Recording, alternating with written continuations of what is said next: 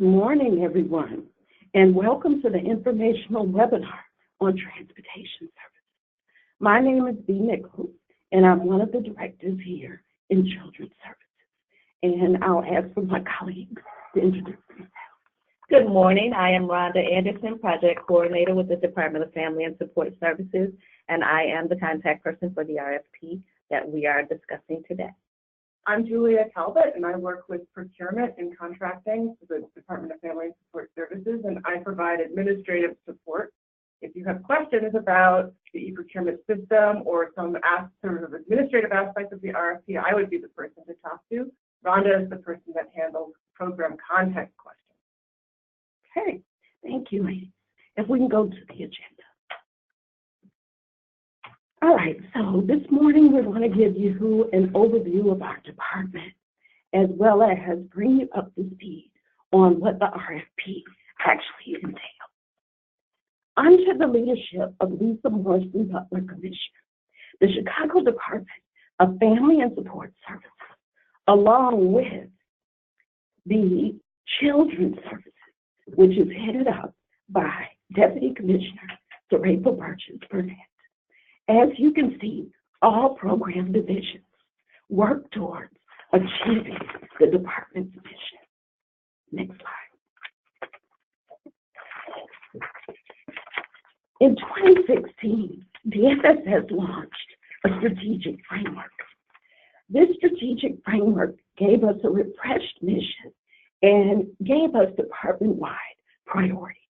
I'll just quickly go over the mission. As you can see, the priorities are below, and the bolded language or words are what we aim to achieve.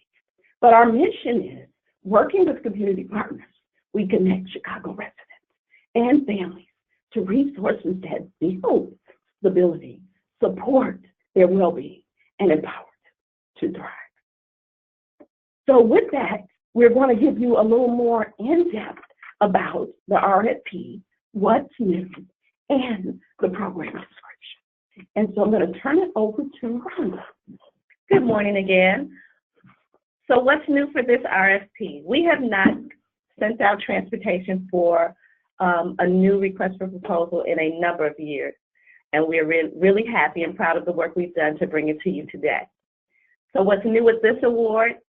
There's going to be 3 providers awarded to provide services on a primary, secondary, and tertiary basis. There is a pricing proposal and budget that's included in our RFP paperwork, and respondents are required to complete it as part of the RFP process based on estimated quantities. In addition, there are more policies and procedures that we have implemented here at DFSS, and respondents will be required to demonstrate staffing capacity to effectively manage the award requirements. Next slide, please. Program description. The City of Chicago's Department of Family and Support Services manages Chicago's early learning programs throughout the City of Chicago in partnership with a network of delegate agencies and community-based settings.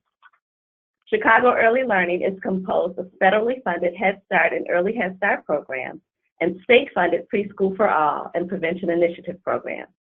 Head Start and Preschool for All provide services to approximately 25,000 children, ranging in age from 2 to 5.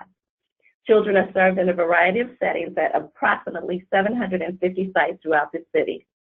Included in Chicago Early Learning are provisions to provide learning extensions for children and families by way of field trips and outside classroom excursions. Next slide, please.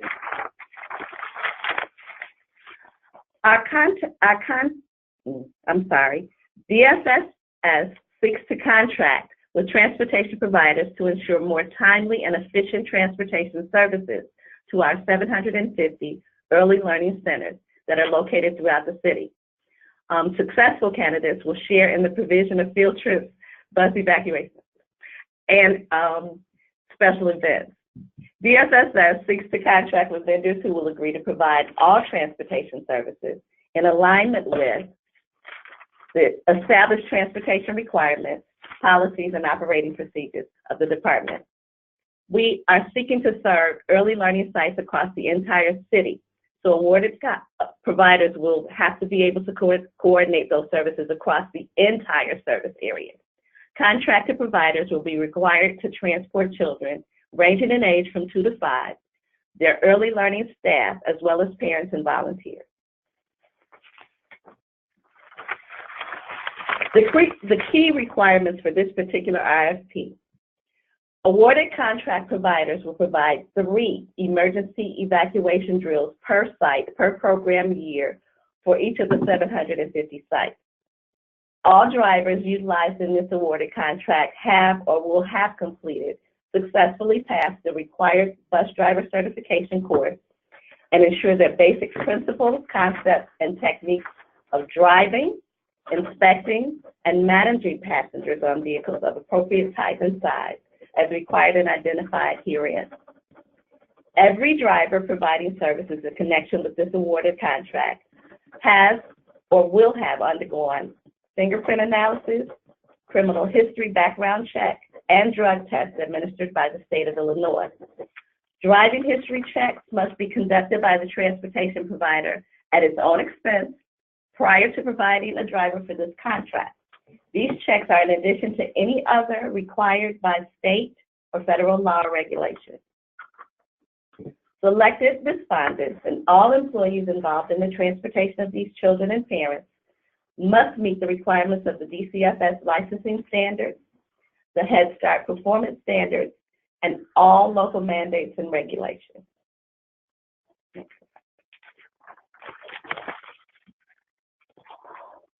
Operational standards. The contract will require the use of both 50-passenger school buses and school buses equipped to transport children in wheelchairs.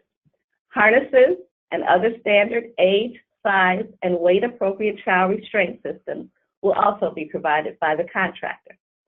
The transportation provider must be able to provide the required school bus services for 1 day for a minimum of 4 hours and a maximum of 8 as needed to transport various groups using regular bus and/or special user buses for field trips throughout the year. Pickup and drop-off locations will be within the Chicago metropolitan area. Bus services will be required during regular business hours between the hours of 8:30 a.m. and 4 p.m. as needed on any weekday, Monday through Friday, excluding official city holidays. Through this RFP, primary, secondary, and tertiary transportation providers will be determined and awarded. Next slide.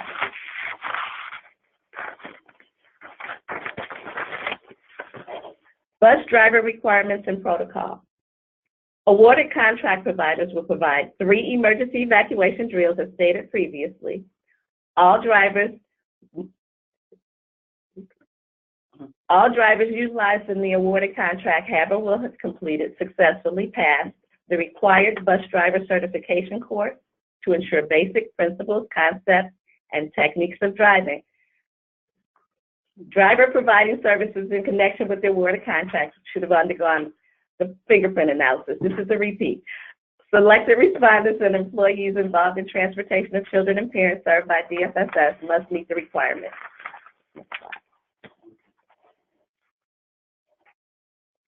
Transportation providers are also required to maintain personnel records of all the drivers and must contain previous work experience and copies of all applicable certifications and licenses.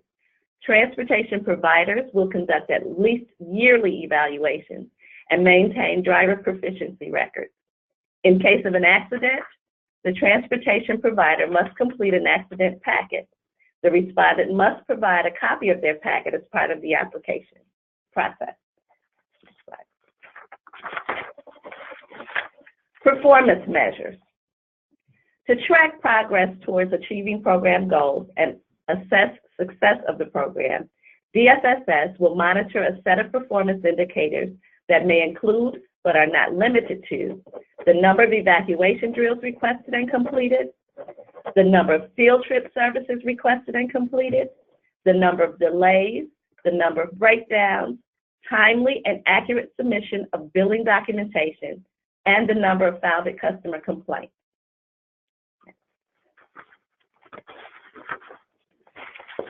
Administrative requirements. Transportation providers will be expected to fulfill the following administrative tasks: timely and accurate billing documentation. Billing should be completed every month for all services provided in the previous month.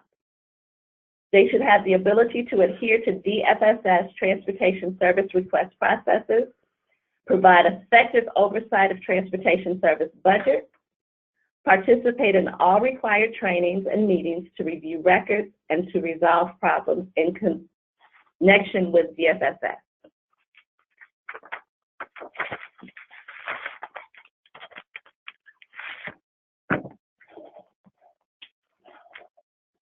And we'd just like to remind you, if you have questions, please go ahead and utilize your keyboard and type those questions up. I need to go back for the driver requirements and the buses. The process for us requesting buses will include tertiary, secondary, and primary providers.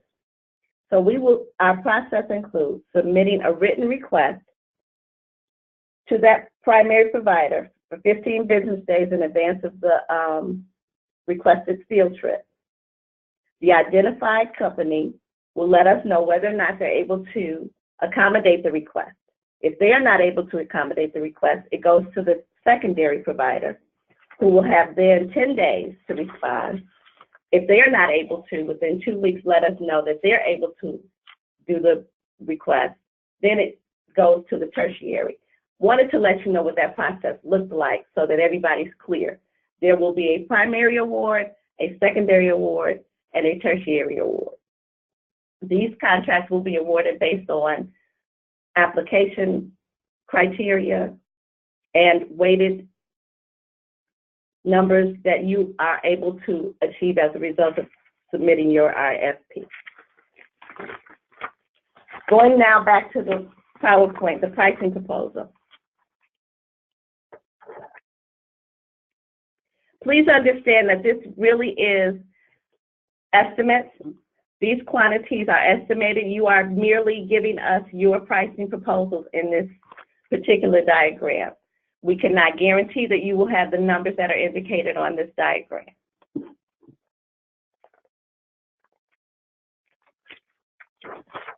Selection criteria. Strengths of proposed program. The applicant demonstrates a clear understanding of the target population and their needs and challenges. The applicant clearly defines services to be provided directly or through partnership with other agencies that are appropriate to addressing the needs of and achieving desired outcomes for the targeted population.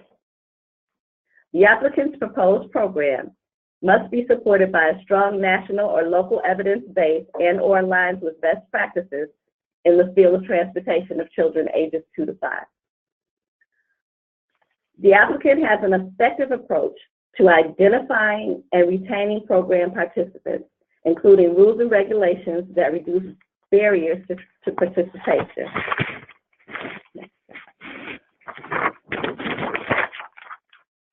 Selection criteria. These are all weighted as indicated on the slide. Strength and quality of proposed program, which is 20 points of this process. Does the agency have an effective approach to provide transportation services and evacuation drills? Organizational capacity, 30 points. Does the agency have the appropriate staffing, management, policies, equipment, and buses to effectively provide services as described in the RFP? Reasonable cost, budget justification, and leverage of funds levies 50 points. Is the respondent fiscally sound and provides a pricing proposal that reflects competitive pricing for the proposed services? As you're going through this RFP and completing it, these are questions that we will be looking at, and these are the points that we're going to assign to each. So please carefully review the complete RFP application to ensure that you've answered all of our questions and covered all of your bases. Basis of award. There will be 3 contracts awarded to provide services on a primary, secondary, and tertiary basis. The primary transportation provider will be selected based on overall qualifications and the highest score. The second and third awardees will be assigned based on the next highest score. Deadlines. Applications are due on January 31st, 2019 at exactly 12 noon without exception. So here's some talking about how to actually put in the application. So when you are putting in an application for the city of Chicago, anything from our department, you're going to have to register in the iSupplier. You're going to have to register in the iSupplier system, and there's some very directed instructions on how to do that in the RFP, and then you'll go into our e-procurement system. So if you've already looked at the RFP, you've had some interface with the e-procurement system. If you've not registered in iSupplier, I suggest that you do it as quickly as possible. It takes about 5 days to get your whole account set up, because you set it, you do an account, somebody will email you back from the city with a passcode to kind of get you into the system, and that sometimes takes a few days. What we've gone through with this particular webinar is we would like to have people look, we have a new mission. This RFP is a little bit different than the one that we had put out a few years ago for transportation, and the applications are also a little different. So we want you to pay close attention to the narrative and application questions. They aren't necessarily like the standard ones that you see from us or what you saw last time, and so we want just to make sure that people pay attention, they read carefully, and that they respond to the questions that are written, as opposed to what was asked in prior incarnations. We also look, when you're looking at your application questions, those questions all directly relate to the selection criteria very specifically, and that gives you guidance on sort of the best way to approach answering the question. So it's always helpful when you're looking at your application questions, if you feel a little stuck, if you're not exactly sure how to approach the question, to look at that selection criteria in the RFP and make sure that, see how it relates, and that should give you some guidance. Also, we always appreciate it when people use spell check or are able to correct or edit their work. I think that's the next slide. Applicants can submit multiple applications. Under this particular incarnation, I don't anticipate anybody submitting multiple applications, but this is sort of standard. There's a 4,000 character limit for all of our application questions, so it will just cut you off. So it's very important that you need to kind of monitor your answers to make sure that they're under 4,000 characters. And when we say characters, that includes punctuation and spaces. This e-procurement system allows you to submit your application prior to the due date, and then you can go back in and amend it as often as you want. So if you go in and you decide that you want to have different answers to a question, but you've already submitted the application, you can go in, you can pull that application back, and then you can resubmit it, and that's, to no ill effect. And that's the one nice thing about that is it means that if you think you're done and you just want to make sure that we've received your application, then you can do that, and you know that your application has been received, and that means that you have you made a submission. Because of this system, if you miss our deadline, basically we can't accept any late applications. Late applications will not be accepted, and in fact, the only way that we can accept them would be to reissue the entire RFP over.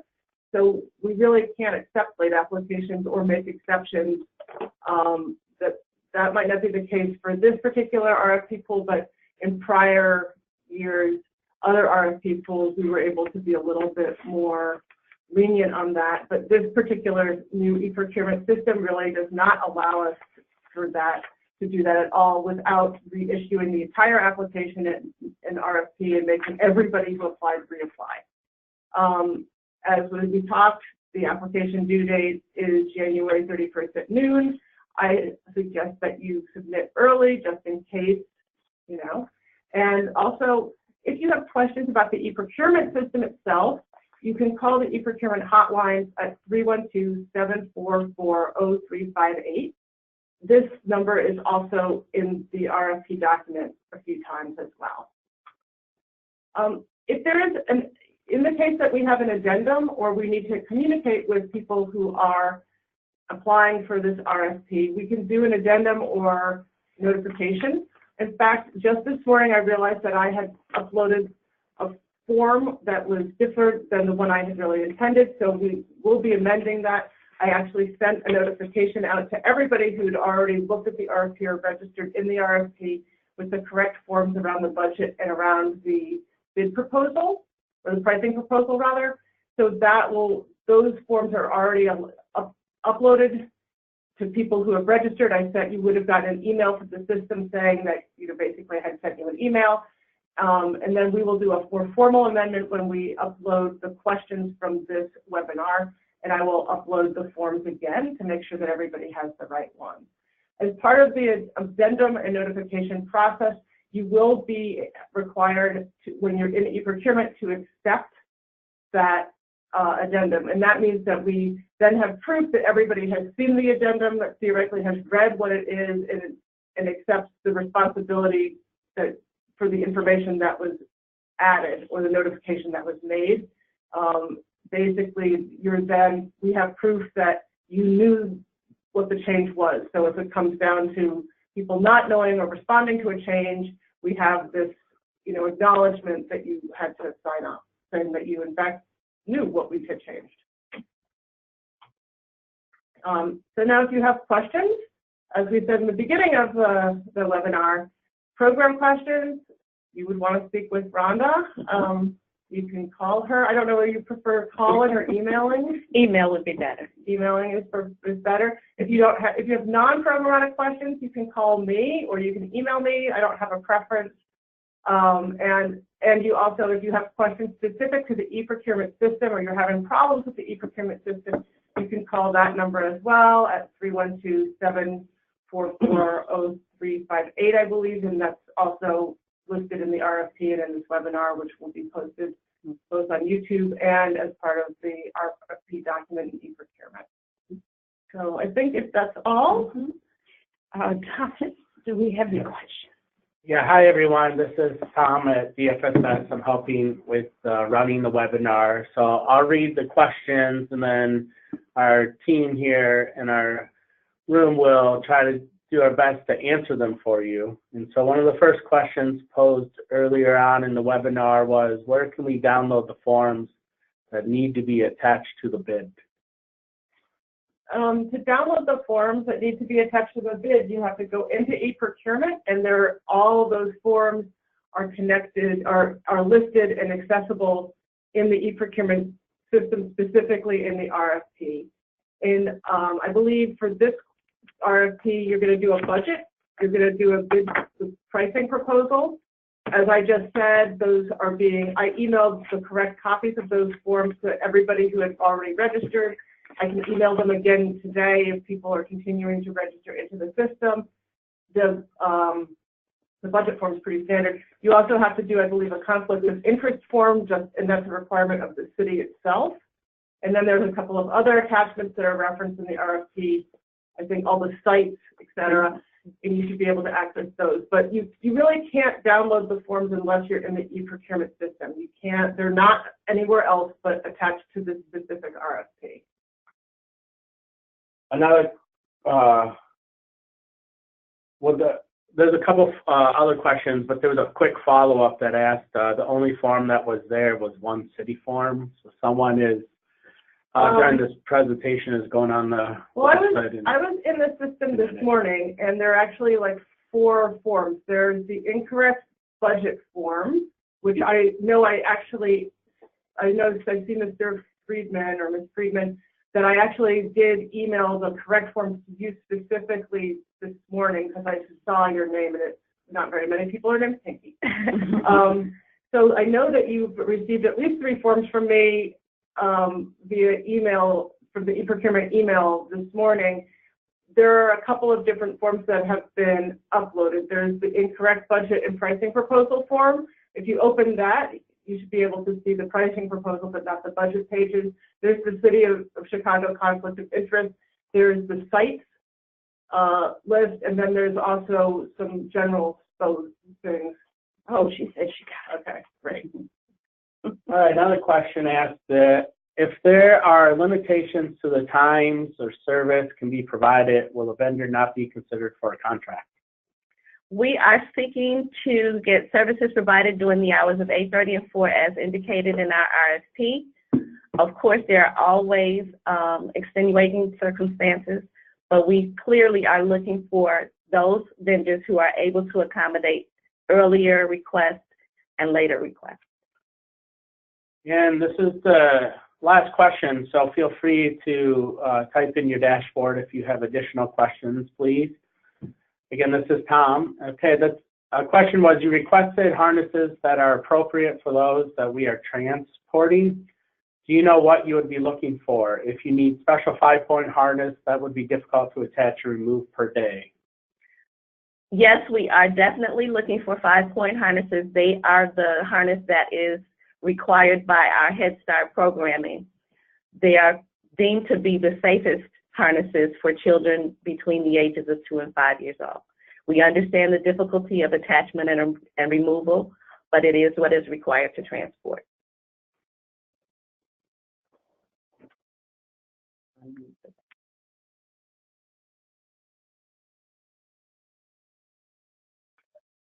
Hi, everyone. We're going to get back to you and just look at one more question and talk amongst ourselves. We'll be right back in about 15, 30 seconds. And I just need to follow up with someone that's asking a question real quick. Thank you.